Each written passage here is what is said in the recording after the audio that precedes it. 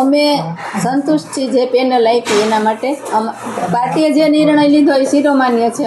અમને કોઈ વાંધો નથી, પણ અમે જે લેટર આપ્યો હતો, અમે અગાઉ લેટર આપેલો જ છે કે અમે આ વખત ચૂંટણી લડતા નથી. એનું કારણ એક જ હતું કે અમારા યુવા ઉમેદવાર જે કમલેશભાઈ કોઠીવાર છે એને આપવાની વાત હતી કે યુવા ઉમેદવારને તક આપો.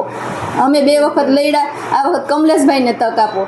તો કમલેશભાઈને મોકલી દીધા 12 નંબર વોર્ડમાં. અને તમે જાણો છો કે અમારું કામ જે રીતે તમે અમને હાઇલાઇટ કર્યા હતા, તમારી હાજરીમાં જ અમારા બધા કામ, જે વખત હું કોર્પોરેટર હતી ત્યારે જે રીતના અમારા કામ હતા એ તમે બધા પણ જાણો છો.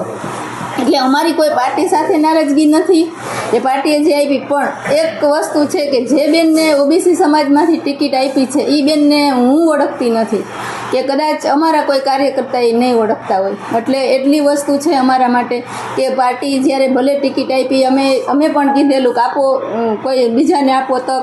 પણ એક વસ્તુ પાર્ટીએ કરવી જોઈએ કે જ્યારે એને આ લોકોએ ડિસિઝન લીધું ત્યારે એ લોકોએ અમને સાથે રાખવા જોઈએ. પેનલ બનાવી ત્યારે અમને સાથે રાખવા જોઈએ કે આપણા વોર્ડમાંથી 13 નંબર વોર્ડમાંથી તમારા બદલે બીજા કોઈને ટિકિટ આપવાની છે તો આપણે કોને આપી શકીએ, આપણા વોર્ડની અંદર આ કોણ મજબૂત ઉમેદવાર કહેવાય. એટલે આ વસ્તુ પાર્ટીએ કરવી જોઈએ. એટલે આ બેન જે આવ્યા છે એ બેનને અમે કોઈ ઓળખતા નથી. વાત અમારે કમલેશભાઈને દેવાની હતી, કમલેશભાઈને 12 નંબરમાં મોકલી દીધા, તો એ અમને પૂછવું જોઈએ. 100% કમલેશભાઈ યુવા છે, પ્લસ છેલ્લા 25 વર્ષથી કોંગ્રેસ સાથે જોડાયેલો છે, NSUIથી જોડાયેલો છે. પોતે કોંગ્રેસમાં તો કોલેજમાં તો ત્યારથી જોડાયેલો છે NSUIથી. એટલે અને ખૂબ મહેનતું છે.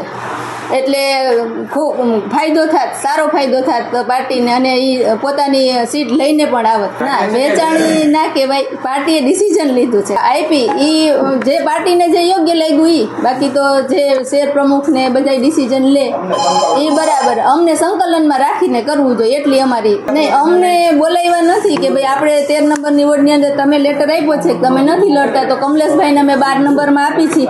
તો તમારી દ્રષ્ટિએ આ વોર્ડની અંદર કોણ મજબૂત કહેવાય, કોને આપણે ટિકિટ આપવી જોઈએ આપણે જીતવા માટે, પાર્ટીને આપણે સપોર્ટ કરવા માટે, કે આપણી સીટ આવે, વધારે આવે એના માટે. તો આ બેન મિસ્ત્રીના છે, પણ બેનનું મેં પણ ક્યારેય નામ નથી સાંભળ્યું. છેલ્લા 10 વર્ષથી તો હું પણ સક્રિય રીતે છું, તો એમાં મેં બેન ક્યારેય અમારા કાર્યક્રમમાં નથી આવ્યા કે નથી એમના હસબન્ડ આવ્યા. એટલે અમને એ એક થોડુંક છે કે પાર્ટી માટે નુકસાન ન થાય એના માટેની વાત છે. આ બેને એનું દુઃખ થાય છે કે પાર્ટીને નુકસાન જશે, એનું અમને દુઃખ છે. અમારું દુઃખ નથી. એ તો જો મતદારોએ નક્કી કરવાનું હોય. એ હું એમ ન કહું કે હું જીતીશ, હું ખુદ ગયા વખતે આવી હતી, બરાબર, ચોક્કસ કરશું. અમે પહેલાં એ કીધું હતું અને હજી એ કહી છે કે કોઈ પણને આપે પાર્ટી ટિકિટ અમારા માટે શિરોમાન્ય, પણ કોઈ મજબૂત ઉમેદવાર આપવો જોઈએ પાર્ટીએ, એટલી ખાલી અમારી. નહીં, કામ આધારિત થતી હોય ને પાર્ટીને જે યોગ્ય લાગતું હોય એ રીતે. પાર્ટીને ઉમેદવાર સારા દેખાતા હોય તો પાર્ટીએ આપી હોય કદાચ ટિકિટ.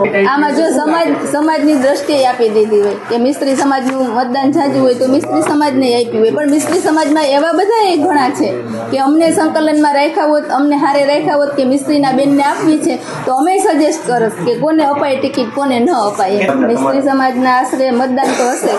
સાંજ સમાચાર ફેસબુક પેજને લાઇક કરો, વિડીયો શેર કરો અને વધુ વિગતવાર સમાચાર માટે sanssamachar.net વિઝિટ કરો.